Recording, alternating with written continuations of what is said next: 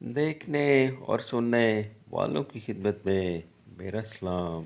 हज़रत अबू तराब बख्शी रहमतुल्लाह अलैह सरदार ताइफा सूफिया थे। अर्ज़ खरासान के बड़े बुलंद पाया शेख थे। इल्म व फजल में भी यकता थे। ज़ादो अबादत का ये आलम था कि मसलसल 40 साल तक सर मुबारक तकिए पर न रखा।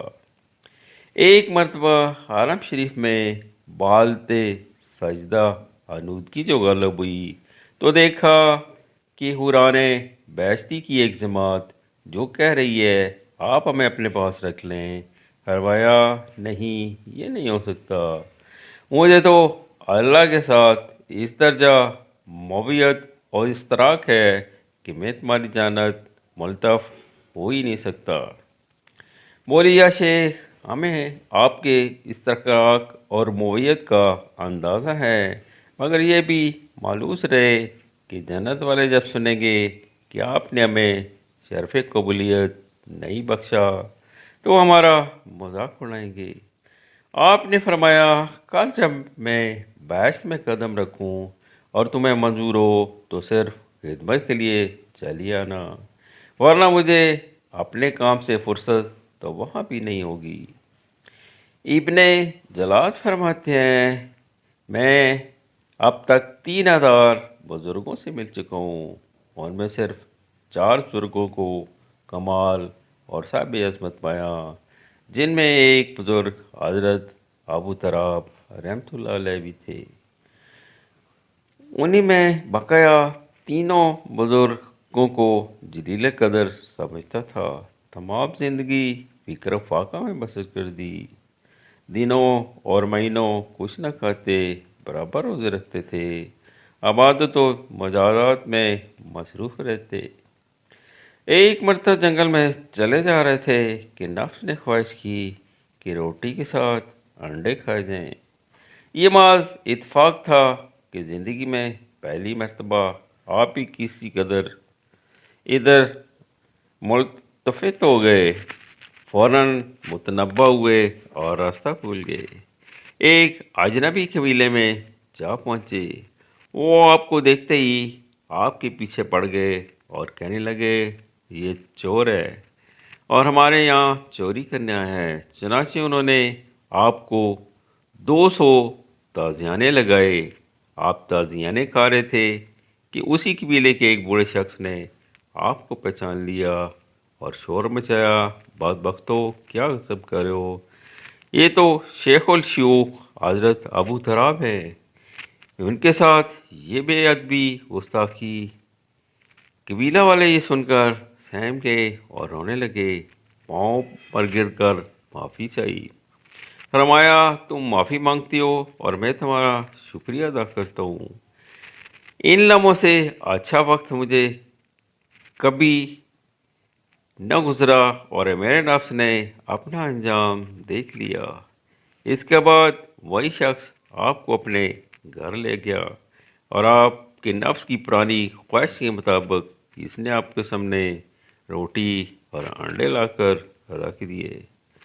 आप उनकी तरफ हाथ बढ़ाना ही चाहते थे कि गैबी आवाज़ आई आपके कान में, क्या अबू तराब, खाओ, ज़रूर खाओ और ये समझ लो कि तुम्हारे कल्ब में जो भी आरज़ू पैदा होगी वो 200 ज़रब ताज़ियानों के बगैर हरगिज़ न पूरी होगी।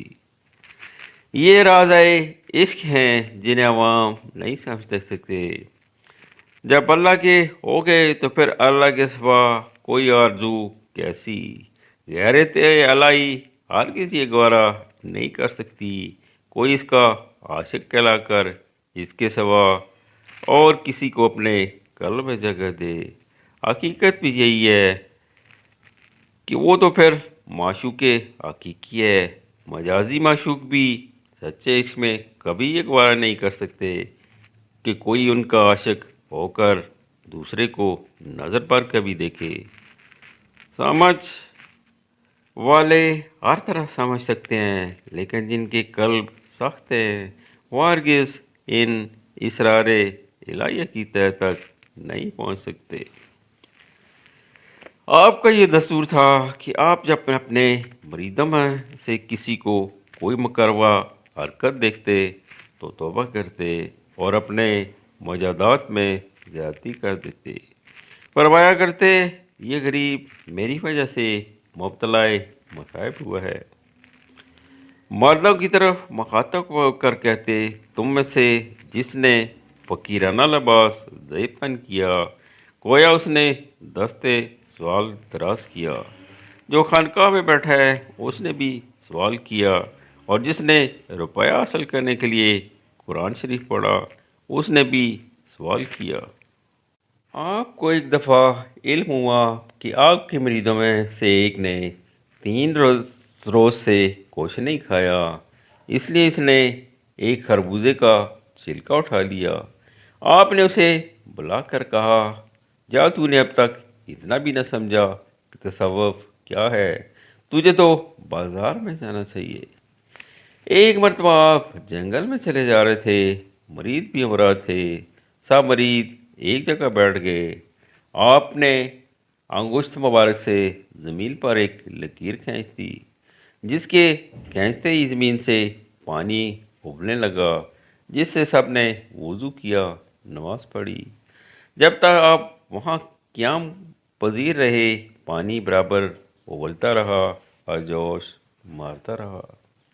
اسی طرح ابو عباس کی روایت کے مطابق آپ کسی صحرا میں تھے جہاں دور دور تک پانی کا کوئی پتہ نہ تھا۔ ایک مرید نے کہا مجھے تو سخت پیاس لگی ہے۔ آپ نے اسی وقت زمین پر زور سے قدم مارا تو پانی کا چشمہ ابلنے لگا۔ ایک اور ساتھی نے کہا میرا دل تو یہ چاہتا ہے کہ میں ہاتھوں کے بجائے پیالے سے پانی پیوں۔ آپ کے پاس کیا رکھا تھا وہاں تو ہاتھوں ہی سے پیالے کا کام لیا جاتا تھا۔ آپ نے اسی وقت زمین پر ہاتھ جو مارا، زمین شک ہو گئی اور اس کے اندر سے ایک پیالہ برآمد ہوا جو دودھ سے بھی زیادہ سفید اور سبک تھا اور اتنا خوبصورت تھا کہ ایسا پیالہ کبھی نظر سے نہ گزرا تھا۔ اس ساتھی نے صحرا میں اسی پیالے سے پانی پیا اور دوسروں کو بھی پلایا۔ لطف کی بات یہ ہے کہ وہ غیبی پیالہ موجود رہا اور مکہ معظمہ تک اسی سے ضروریات پوری کرتے رہے۔ آپ سے کسی نے پوچھا دل کی اصلاح کے لیے ہمیں کیا کرنا چاہیے؟ فرمایا دل کی اصلاح کے لیے تو کوئی چیز بھی عبادت و نماز سے زیادہ نفع پہنچانے والی نہیں۔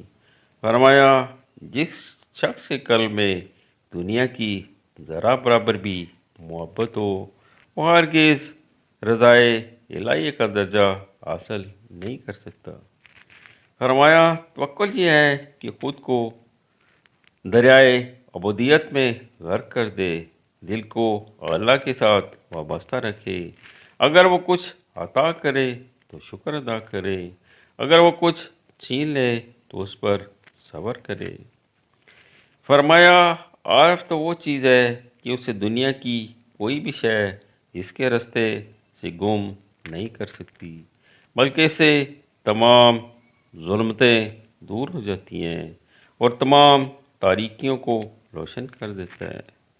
فرمایا اپنے خیالات کی حفاظت کرتا رہے کیونکہ خیالات ہی تمام امور کا سرچشمہ ہے۔ اگر خیالات کو درست اور صاف کر لیا تو پھر تو بھی صاف ہو جائے گا اور تیرے اعمال اور افعال کی رفتار بھی صحیح رہے گی۔ فرمایا جب بندے کے اندر صدق و سچائی پیدا ہو جاتی ہے، عمل میں حلاوت آنے لگتی ہے، اتنی کہ وہ عمل سے ہی حلاوت محسوس کرتا ہے، اور جب اخلاص پیدا ہو جاتا ہے تو عبادت میں مزہ آنے لگتا ہے۔ فرمایا تم 3 چیزوں سے محبت رکھتے ہو، حالانکہ وہ تینوں چیزیں تمہاری نہیں بلکہ اللہ کی ملکیت ہے۔ نفس کو دوست رکھتے ہو وہ خدا کا بندہ ہے، روح کو دوست رکھتے ہو وہ اللہ کی ملکیت ہے، مال سے محبت کرتے ہو وہ بھی اللہ ہی کا ہے، اور تم दो चीज़ें तलब करती हो लेकिन दोनों तुम्हें नसीब नहीं होती। खुशी और आराम ये दोनों तो जन्नत ही में नसीब हो सकती है। दुनिया में तो मास उनका नाम ही नाम है।